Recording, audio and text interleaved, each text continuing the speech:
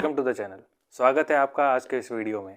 आज हम लोग देखने जा रहे हैं मैट्रिक्स चैप्टर का नेक्स्ट पार्ट, जिसमें आज हम लोग देखेंगे कि कोई भी दो मैट्रिक्स कब आपस में इक्वल हो सकता है। तो आज हम लोग बात करने जा रहे हैं इक्वलिटी ऑफ अ मैट्रिक्स के बारे में। ठीक है, तो इसमें सबसे पहली चीज़ कि टाइप्स ऑफ मैट्रिक्स के बाद हम लोग इस वीडियो को देख रहे हैं, और क्योंकि आपने बेसिक्स पढ़ ही लिया है तो हम लोग देखते हैं कि इसमें दो मैट्रिक्स, जैसे कि यहाँ पर दिया हुआ है ए इज इक्वल्स, जिसका एलिमेंट्स क्या हो गए ए आई जे और B is equals to B I J are equal if. कब दो मैट्रिसेस आपस में ए और बी मैट्रिक्स अगर हम लोग ले लेते हैं तो ये दोनों मैट्रिक्स आपस में कब इक्वल हो सकते हैं, जब इनका ऑर्डर क्या हो। सबसे पहली चीज़, इनका ऑर्डर दोनों मैट्रिक्स का सेम होना चाहिए, और दूसरा क्या है, each corresponding element of A matrix must be equal to the element of the B matrix. ठीक है, तो हम लोग इसको थोड़ा सा ध्यान से एक बार देख लेते हैं, कुछ एग्जांपल्स के थ्रू इसे हम लोग समझ लेते हैं कि दो मैट्रिक्स कभी भी आपस में कब इक्वल हो सकता है। तो सबसे पहले हम लोग एज एन एग्जांपल एक मैट्रिक्स लेता हूं मैं। ये हो गया कोई एक ए मैट्रिक्स, ठीक है, और ये हो गया एक बी मैट्रिक्स। तो अगर इस मैट्रिक्स का ऑर्डर 2 क्रॉस 3 है तो क्या इस मैट्रिक्स का ऑर्डर 3 क्रॉस 2 होगा? तो ये दोनों मैट्रिक्स इक्वल हो जाएंगे। सबसे पहली चीज़ कि सेम ऑर्डर होना चाहिए, तो ये दोनों अनइक्वल हो जाएंगे। ठीक है, तो हमें जब इसे इक्वल करना है तो सबसे पहली चीज़, तो कभी भी हमें मैट्रिक्स अगर दिया जाए और उसे इक्वेट करना है तो हमें उसका ऑर्डर देखना होगा। सबसे पहली चीज़ ये, या तो ये भी 2 क्रॉस 3 का होगा, या फिर ये 3 क्रॉस 2 का होता अगर हम लोग इसे चेंज करते। ठीक है, तो बेसिक सी चीज़ थी। तो चलिए अब हम लोग एग्जाम्पल देखते हैं। मेरे पास ये ए मैट्रिक्स है, ठीक है, और इसका ऑर्डर है 3 क्रॉस 2। तो मैं अगर एक और मैट्रिक्स ले लूँ, मैट्रिक्स बी, और इसमें कुछ एलिमेंट्स हम लोग फिल कर लेते हैं। सबसे पहली चीज़ हमें ये ध्यान देना है कि दोनों का ऑर्डर जो है वो सेम होना चाहिए। तो यहाँ पर भी ये जो मैट्रिक्स बनेगा वो भी 3 क्रॉस 2 ऑर्डर का होगा। ठीक है, उसके बाद हमें कुछ वैल्यूज़ यहाँ पे पुट करनी है। तो मान लीजिए हम यहाँ पे कुछ वैल्यूज़ लिख ले रहे हैं। ठीक है, अब ये दोनों मैट्रिक्स इक्वल कब होंगे? जब दोनों का ऑर्डर सेम होगा, जो कि पहले से है। ठीक है, यहाँ पे हम देख रहे हैं ऑर्डर सेम है। उसके बाद each corresponding element of A must be equal to the element of B. ठीक है, तो हमें इस चीज़ को यहाँ पर ध्यान देना है कि A I J is equals to B I J, मतलब कि ए 1 1 अगर हम लोग देख रहे हैं, मतलब कि पहला एलिमेंट ये हमारा इक्वल होना चाहिए किसके? बी 1 1। ठीक है, बी 1 1 के इक्वल होना चाहिए। तो इसका मतलब कि x की वैल्यू जो है वो 8 के इक्वल होना चाहिए। तो डायरेक्टली हम अगर दोनों मैट्रिक्स हमें इक्वल दिए हुए हैं तो हम x की वैल्यू जब निकालने जाएंगे तो यहाँ पर x इज इक्वल्स टू 8 होना चाहिए, y इज इक्वल्स टू 9 होना चाहिए, और z इक्वल्स टू -1 होना चाहिए। अगर ये तीनों वैल्यूज हमें इसके इक्वल मिलती है तो ये a मैट्रिक्स और b मैट्रिक्स को हम लोग इक्वेट कर पाएंगे। ठीक है, इन दोनों को हम लोग इक्वेट कर पाएंगे। अभी यहाँ पर एक चीज़ और देखनी है, ये दोनों मैट्रिक्स का ऑर्डर सेम था।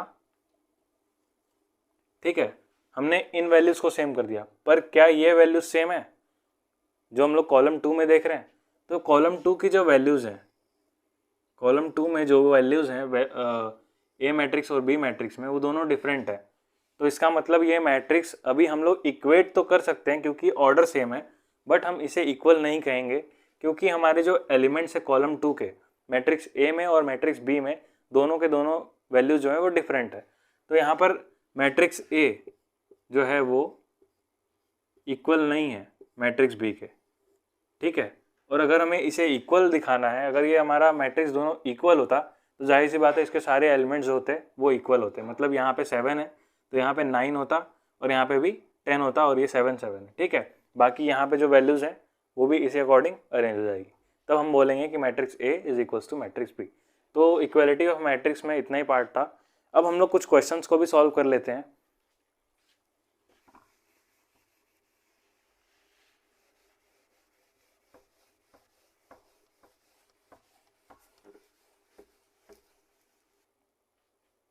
तो आइए इक्वालिटी ऑफ मैट्रिक्स के रिलेटेड हम लोग एक क्वेश्चन सॉल्व करते हैं। बहुत ही बेसिक क्वेश्चन है और देख लेते हैं हम लोग इसे कैसे सॉल्व करेंगे। ठीक है,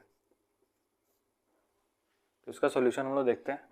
सबसे पहली चीज़, ये जो हमें क्वेश्चन दिया हुआ है इसमें दोनों जो मैट्रिक्स दिए हुए हैं इक्वेट करे हुए हैं, दोनों का ऑर्डर क्या है? सेम है। तो इसके करस्पॉन्डिंग एलिमेंट्स जो हैं वो क्या होंगे, इक्वल होंगे। तो हम इसे इजीली इक्वेट कर सकते हैं, जिससे हमें ए, बी और सी की वैल्यू जो हमें फाइंड करनी है, क्वेश्चन में पूछा हुआ है, वो हमें बहुत ही ईजिली मिल जाएगा। तो यहाँ पर हम क्या करेंगे, 2a + b = 4 कर देंगे, ठीक है। उसके बाद a - 2b = -3 हो जाएगा। अब यहाँ से क्या होगा, हम लोग एलिमिनेशन मेथड लगाएंगे, a की वैल्यू यहाँ पर निकाल करके उसमें पुट कर सकते हैं, तो डायरेक्टली हमें मिल जाएगा। अगर यहाँ पर हम लोग a की वैल्यू निकाले तो ये बन जाएगा 4 - b। अब यहाँ से क्या हो जाएगा, 2 नीचे आ जाएगा, ठीक है। तो 4 - b = a। अब हम लोग इसकी वैल्यू को इसमें पुट कर लेते हैं, 4 - b/2 - 2b = -3। अब इसे इजीली आप सॉल्व करिए, कितना हो जाएगा, ये हो जाएगा -6 - 4b 4 - b, ये हो गया 4 - 5b = -6। जब हम इसे उधर सेंड करेंगे तो क्या हो जाएगा, -10, b की वैल्यू आ जाएगी +2, ठीक है। b की वैल्यू आ गई +2। अब इस b की वैल्यू को यहाँ पर हम लोग यूज़ कर लेंगे, +2 आया तो ये सीधे सीधे क्या हो जाएगा, 4 - 2/2 = 2/2, जो कि हो जाएगा 1। तो a की वैल्यू हमारी आ गई 1, ठीक है। इसी तरीके से हम लोग इन दोनों इक्वेशन की वैल्यूज़ जो हैं, इसको हम लोग इक्वेट कराएंगे 5c - d को 11 से, और 4c + 3d को इक्वेट कराएंगे 24 से, जिससे क्या होगा, फिर से c और d की वैल्यूज़ मिल जाएगी। तो आप इजीली आप इसमें जो है फाइंड कर सकते हैं, ठीक है। इसको आप ट्राई करिए। तो ये बहुत ही बेसिक क्वेश्चन था। अब हम लोग देखते हैं और एक क्वेश्चन देख लेते हैं।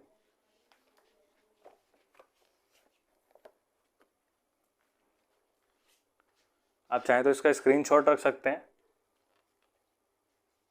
ओके।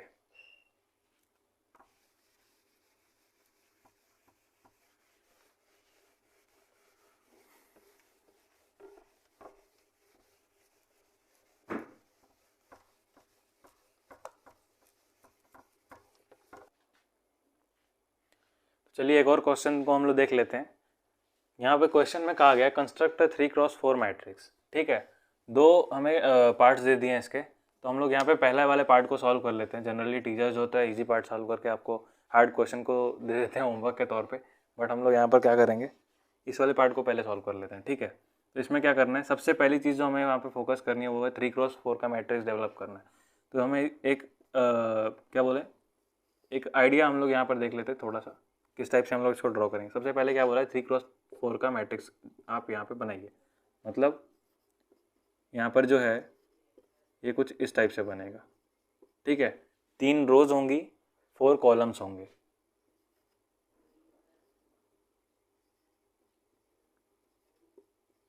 कुछ इस टाइप से। उसके बाद A22, A23, A24 and then A32, A33 and A34, ठीक है।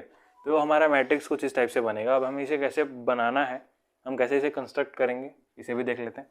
तो सबसे पहली चीज़ क्या है कि A11 इसकी वैल्यू क्या है। तो बहुत ईजी है, क्योंकि हमें यहाँ पर हमें इक्वेशन दिया हुआ है, तो हम इसके थ्रू A11 की वैल्यू फाइंड कर सकते हैं। यहाँ पर चलिए हम लोग पहले वाले A11 को जो हम सॉल्व कर रहे हैं यहाँ पे कर लेते हैं। कैसे निकलेगा, 1/2, डायरेक्टली हमें i और j की जगह पर वैल्यूज़ पुट कर देनी है। -3 × 1 + 1 क्या हो जाएगा, 1/2 मॉड में आएगा -3 + 1 -2, तो इसकी वैल्यू आएगी +2। यहाँ पर आंसर आएगा हमारा 1, ठीक है। तो ये हमारा आ गया पहला पार्ट। उसके बाद A12 इसकी वैल्यू हम लोग निकाल लेते हैं, 1/2 -3 × 1 + 2, ठीक है। i की वैल्यू हो गई 1, j की वैल्यू हो गई 2। यहाँ पर क्या आएगा, ये हो जाएगा आंसर 1/2, क्योंकि जब हम इसे सॉल्व करेंगे तो ये हो जाएगा -3 + 2, ये हो जाएगा माइनस प्लस माइनस हो जाएगा, तो डायरेक्टली यहाँ पे -1 आएगा, मॉड के बाहर निकलने के बाद प्लस हो जाएगा। तो ये हो गया A1/2 की A12 की वैल्यू। अब यहाँ पर हम लोग निकाल लेते हैं A13 की वैल्यू, तो -3 × 1 + 3। अब इसे डायरेक्टली सॉल्व करिए तो यहाँ पर आंसर आएगा 0, +3 - 3 डायरेक्टली 0 हो जाएगा। ठीक है, इसी तरीके से हम लोग यहाँ पर निकाल लेते हैं अगला A21। ठीक है, तो A21 की वैल्यू हम लोग निकाल लेते हैं। ये हो जाएगा 1/2 - 3 × 2 + 1। ठीक है, तो अब यहाँ पर इसे हम लोग ध्यान से देखिए, 6 हो जाएगा, -6 + 1 ये हो जाएगा 5। ठीक है, -5 मोड के बाहर आने के बाद +5 हो जाएगा, तो ये हो गया 5/2। A22 की वैल्यू निकाल लीजिए, 1/2 mod 3 × 2 + 2 6 + 2। ठीक है, तो 6 + 2 -4 बाहर आएगा +4, 4/2 आंसर आ गया यहाँ पे 2। ठीक है, तो इसी तरीके से करते करते जो है हमें आगे भी वैल्यूज निकालनी है। ठीक है, हम जल्दी जल्दी से सॉल्व कर लेते हैं।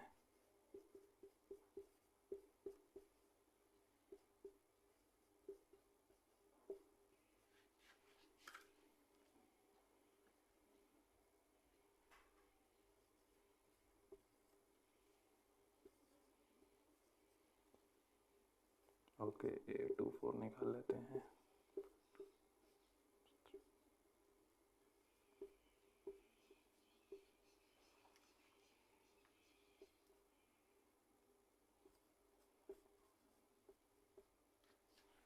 यहाँ पर एक चीज़ और रह गया है, A14 की वैल्यू भी निकालनी है।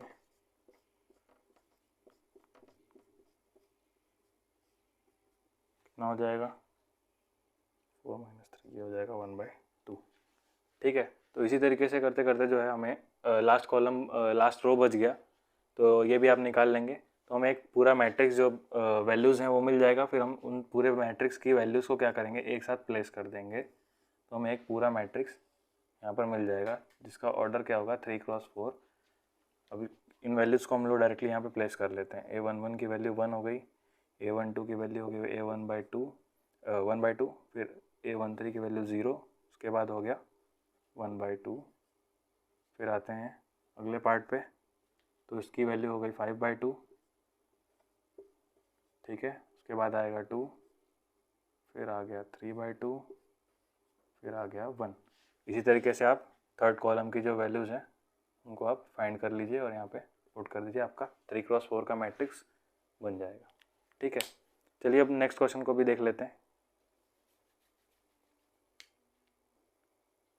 चलिए, तो ये वाला क्वेश्चन आपने देख लिया कि ये कैसे सॉल्व होगा।